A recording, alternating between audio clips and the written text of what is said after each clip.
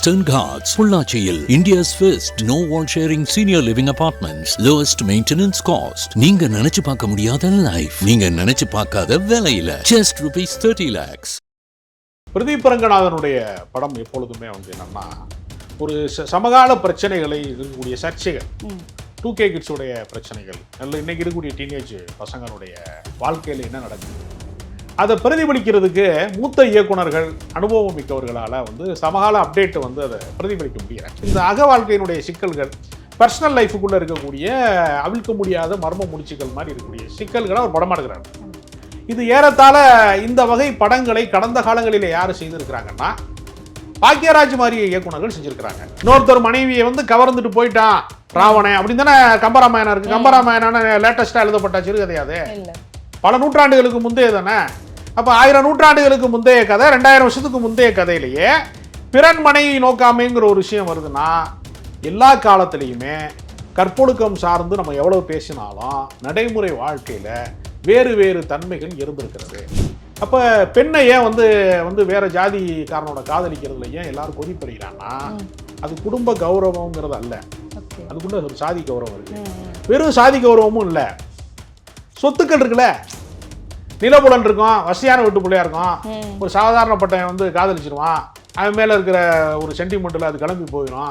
அப்போ யாருக்காக இவ்வளோ நாள் சேர்த்து வச்சுருந்தானா அந்த செல்வத்தை அவனுக்கு கொடுக்க அவனுக்கு மனசு வராது.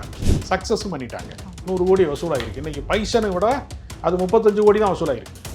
அதை விட 3 மடங்கு பெரிய வெற்றியை பெற்றிருக்காங்க. இந்த இளைஞர்கள் தான் பார்க்குறான், அப்பையங்காசில் படம் பார்க்குறான் கொஞ்சம் பேர்.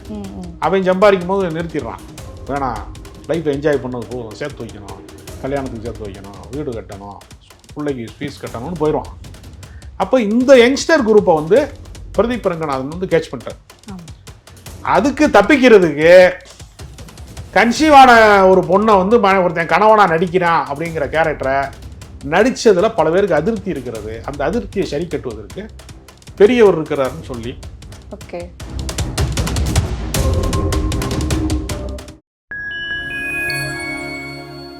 ஃபைன் டைம் சினி நேயர்களுக்கு வணக்கம். இன்னைக்கு நம்ம கூட நிகழ்ச்சியில சினிமா விமர்சகர் ராஜ கம்பீரன் நம்ம கூட இணைஞ்சிருக்காரு. சார் வணக்கம். சார் வணக்கம். சார், டியூட் படம் வந்தப்பவே அது மேல நிறைய விமர்சனம் இருந்துச்சு. ஒரு கல்யாணம் பண்ண பொண்ணுக்கு அடுத்த திருமணம் அப்படின்ற மாதிரியான ஒரு கான்செப்ட்.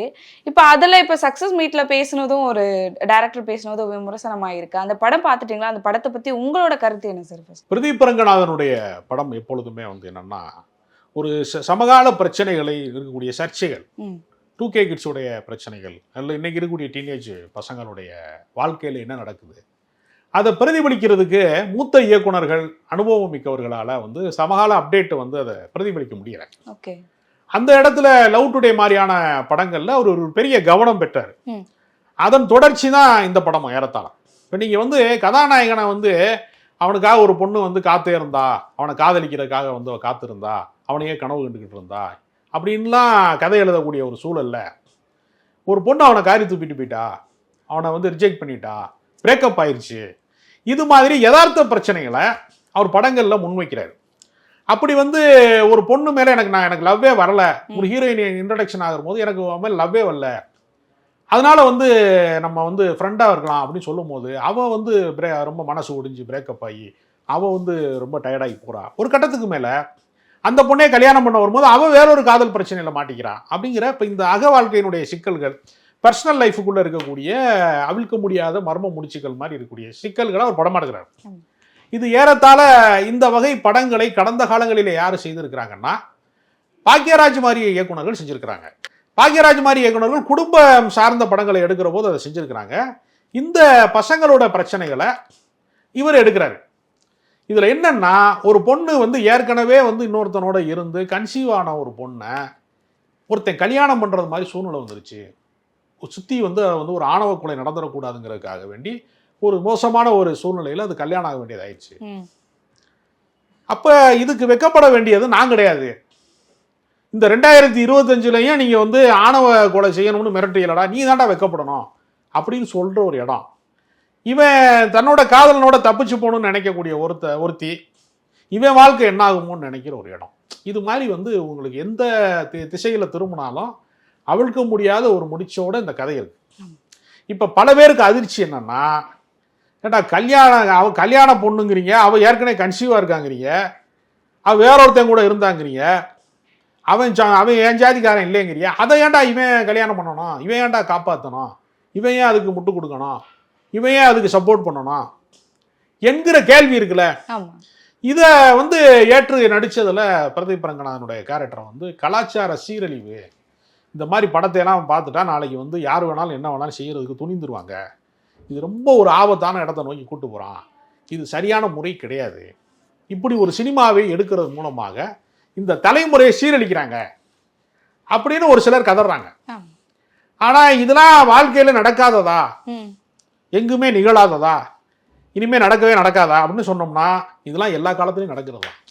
இப்ப நீங்க 2000 வருஷத்துக்கு முன்னாடி திருவள்ளுவர் வந்து ஒரு கவிதையில எழுதுறாரு, திருக்குறள்ல பிறன்மனை நோக்காமேன்னு எழுதுறாரு. அப்படின்னா என்ன அர்த்தம், அடுத்த முன்னாடியே பார்க்காத. அப்ப 2000 வருஷத்துக்கு முன்னாடி ஏன் எழுதுறாரு, நம்ம சொல்றான் நீ வந்து இப்போ ஒரு சுகர் பேஷண்ட்டை பார்த்து நீ இனிப்பு சாப்பிடாதுன்னு எப்போ சொல்கிறோம், அவர் நோயுற்ற காலத்துல சொல்கிறான் கொலஸ்ட்ரால் அதிகமாக இருக்கு, நீ வந்து அதிகமாக வந்து எடுத்துக்கிறாத, மட்டன் சாப்பிடாத, நான்வெஜ் எடுத்துக்கிறாத அப்படின்னு சொல்கிறோம்ல, நோயுற்ற காலத்துல சொல்கிறான். அப்போ அடுத்த முன்னாடியை பார்க்காதன்னு ஒருத்தன் எப்போ ஒருத்தன் கவிதை எழுதுறதுன்னா அப்போ சமூகத்தில் அது இருந்திருக்கு இல்லையா. இன்னொருத்தர் மனைவியை வந்து கவர்ந்துட்டு போயிட்டான் ராவணன் அப்படின்னு தானே கம்பராமாயணம் இருக்கு. கம்பராமாயணம் லேட்டஸ்டா எழுதப்பட்ட சிறுகதையாது, பல நூற்றாண்டுகளுக்கு முந்தைய தானே. அப்போ 1000 நூற்றாண்டுகளுக்கு முந்தைய கதை, 2000 வருஷத்துக்கு முந்தைய கதையிலேயே பிறன் மனைவி நோக்காமைங்கிற ஒரு விஷயம் வருதுன்னா எல்லா காலத்திலையுமே கற்பொழுக்கம் சார்ந்து நம்ம எவ்வளவு பேசினாலும் நடைமுறை வாழ்க்கையில வேறு வேறு தன்மைகள் இருந்திருக்கிறது. இதை வந்து நீங்க சினிமால காட்டுறப்ப பல பேர் வந்து கலாச்சார அதிர்ச்சி அப்படிங்கிறான். இப்போ முதல் மரியாதைன்னு ஒரு படம், அதுல வந்து ஜாக்கெட் போடாத ஒரு கேரக்டரா வந்து ராதா நடிச்சிருப்பாங்க. அப்ப தாத்தா வயசுல இருக்கக்கூடிய ஒருத்தர், அப்பா வயசுல இருக்கக்கூடிய வயது முதிர்ந்த ஒருத்தர், ஒரு இளம்பெண் மேல காதல் வருது, அவருக்கு ஒரு குடும்பம் இருக்கு, திருமணம் தாண்டிய பந்தம்ங்கிற விஷயத்த இப்ப லிவிங் டுகெதர்லாம் இப்ப சொல்றானே, இதெல்லாம் வந்து ஏற்கனவே இல்லாம இருந்ததா அப்படின்னு பார்த்தா ஏற்கனவே இருந்தது, பதிவு செய்யப்பட்டதா இல்லையாங்கிறதான் கேள்வி. சமூகத்துல எத்தனையோ விஷயங்கள் நடக்கிறது, அது நல்ல விஷயமும் நடக்குது, விபரீதமான விஷயங்களும் நடக்குது, இது மாதிரியான காதல் தோல்விகள் நடக்குது, காதலிச்சதை ஏமாத்துறது இருக்கு, துரோகம் செய்யறது இருக்கு. அது மாதிரி ஒரு கதையை வந்து அவர் உருவாக்குறாரு. இந்த கதையை உருவாக்குனதுல ஏற்பட்ட கலாச்சார அதிர்ச்சியில வந்து தப்பிக்கிறதுக்காக அந்த இயக்குனர் ஒரு டைலாக் சொன்னாரு. தமிழ்நாட்டில் இதுக்கு முன்னாடி ஒரு பெரியவர் இருந்தார், அதை கூட அவர் பெரியவருங்கிறாரு, பெரியார்னு சொல்லல. பெரியார்னு சொன்னா எங்க அவங்க கிளம்பி வந்துருவாங்களோ யாராவது அந்த கருத்தியல் கொண்டவர்கள், ஏன்னா பெரியார் இதேடா சொன்னாரு, நீ சொன்னதையா சொன்னாரு அப்படின்னு யாராவது சொல்லிடுவாங்களோ என்கிற அச்சத்தின் காரணமா சூசகமா என்ன சொல்றாப்புல, ஒரு பெரியவர் இருந்தாரு அப்படின்றத அவரை ஃபாலோ பண்ணி நான் படம் எடுக்கிறேன். அவர் என்ன சொன்னாருன்னா, பெண்ணை எதற்காக வந்து நீங்க அந்த காலத்துல எல்லாம் என்ன செஞ்சான், பொம்பளை பிள்ளை வயசுக்கு வந்துருச்சுன்னா படிக்கிறத அனுமதிக்க மாட்டான். அது 8ஆம் கிளாஸ் படிக்கும் போது வயசுக்கு வந்துருச்சு அப்படின்னா அப்போ அதுக்கு வயசு வந்து ஒரு 13 வயசு, 13 வயசோட பேக்கப் திருமணம் பண்ணி வச்சுட்டாங்க. ஆமா, 13 வயசுல அது வந்து பள்ளிக்கூடத்துக்கு போக கூடாது, நிறுத்து, படிப்பை நிறுத்து அப்படின்னு சொன்னாங்கல்ல. அதுக்கு முன்னாடி குழந்தை திருமணம், அதுக்கு இன்னும் பழைய காலம், பாரதியார் காலம்லாம் குழந்தை திருமணம், பாரதியாருக்கே குழந்தை திருமணம் தான். குழந்தை திருமணம்னா என்ன, அது ரெண்டுக்குமே என்னன்னே தெரியாது, வயசுக்கு வரதுக்கு முன்னாடி கல்யாணம் பண்ணி வச்சுட்டா வயசுக்கு வந்த முன்னாடி வேற எங்கேயும். இப்ப இவங்களுக்கு என்ன நோக்கம் இருந்திருக்குன்னா, என் ஜாதியை தாண்டி போயிடாத, என் குடும்பத்தை தாண்டி போயிடாத. அப்ப பெண்ணை ஏன் வந்து வந்து வேற ஜாதிக்காரனோட காதலிக்கிறதுல ஏன் எல்லாரும் கொதிப்படுகிறான்னா, அது குடும்ப கௌரவங்கிறது அல்ல, அதுக்குள்ள ஒரு சாதி கௌரவம் இருக்கு. வெறும் சாதி கௌரவமும் இல்ல, சொத்துக்கள் இருக்குல்ல, நிலப்புலன் இருக்கும், வசதியான வீட்டு பிள்ளையா இருக்கும், ஒரு சாதாரணப்பட்ட வந்து காதலிச்சிருவான், அவன் மேல இருக்கிற ஒரு சென்டிமெண்ட்ல அது கிளம்பி போயிடும். அப்ப யாருக்காக இவ்வளவு நாள் சேர்த்து வச்சிருந்தானோ அந்த செல்வத்தை அவனுக்கு கொடுக்க அவனுக்கு மனசு வராது. யாரோ ஒரு பரதேசி பேருக்கு நான் ஏன் கொடுக்கணும், என் பொண்ணே கொடுக்க மாட்டேன், அவனுக்கு என் சொத்தை கொடுக்குறதா, அப்ப அவனுக்கு வந்து ஒரு உச்சபட்ச கோபம் வருகிறது. அப்ப குடும்ப கௌரவம், சாதி கௌரவம், சொத்துடைமை எல்லாவற்றையும் பெண்ணை வந்து ஒரு கௌரவ சின்னமா பார்க்கறான். அது ஒரு உயிரா பார்க்காம, அது நமக்கான ஒரு உறவா பார்க்காம, அது நம்மளுடைய அடையாளம், சாதி அடையாளம், நம்ம மதத்தின் அடையாளம், புனிதங்களின் அடையாளம் அப்படின்னு சொல்றது மூலமாக பெண்களை காலங்காலமா படிக்க விடாம பண்ணதுல இருந்து, வேலைக்கு போக விடாம, படி தாண்டாதவன் பத்தினி அப்படின்னு வச்சிருக்கான்ல. இப்ப காலையில பால் பாக்கெட் வாங்குறதுக்கு போறதா வேணாமா, கீரைக்காரி வர்றா குப்பை அள்ளி கொட்டுறதா வேணாமா, படியை தாண்டி தானே போகணும். அப்ப இது நடைமுறையில எவ்வளவு தவறானது. இப்போ பெண்களுக்கு எதிரான ஒரு சித்திரத்தை உருவாக்கி வச்சிருக்கான்.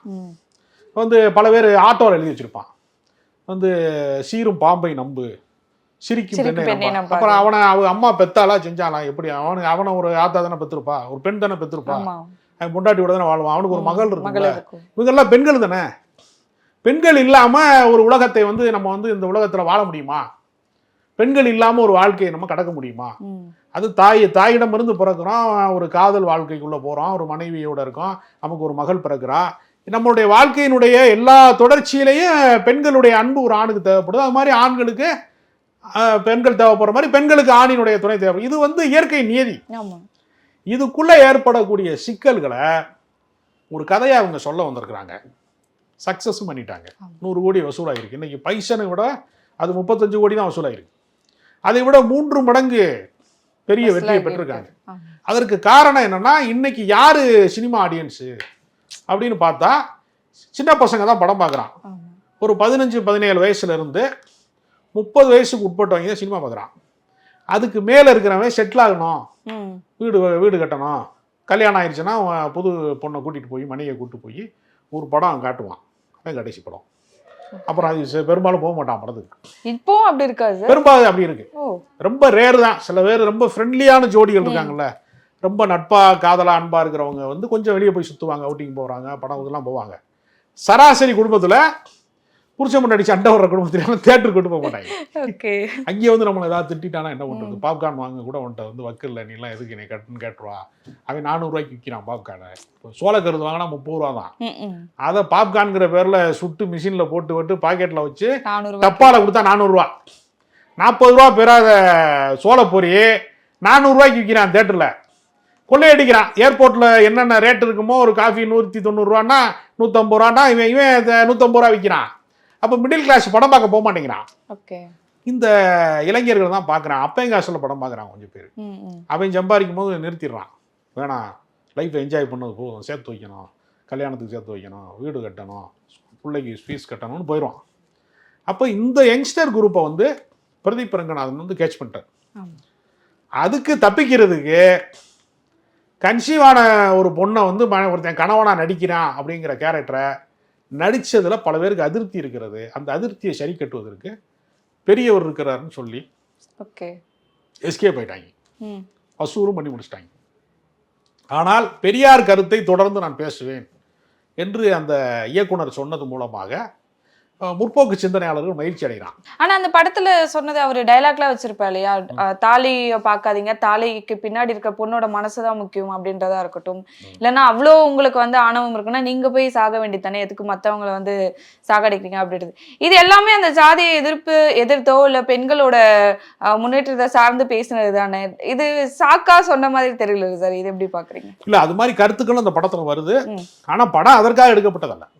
இப்ப நீங்க அதை மையப்படுத்தி பல படங்கள் வந்திருக்கிறது. இப்போ வேதம் புதிதுன்னு ஒரு படம் இருக்கு, சத்யராஜ் நடிச்ச படம், பாரதி ராஜா இயக்கத்தில். அது முழுக்க பெரியார் கருத்தை மையமாய்த்து சில படங்கள் வந்திருக்கு.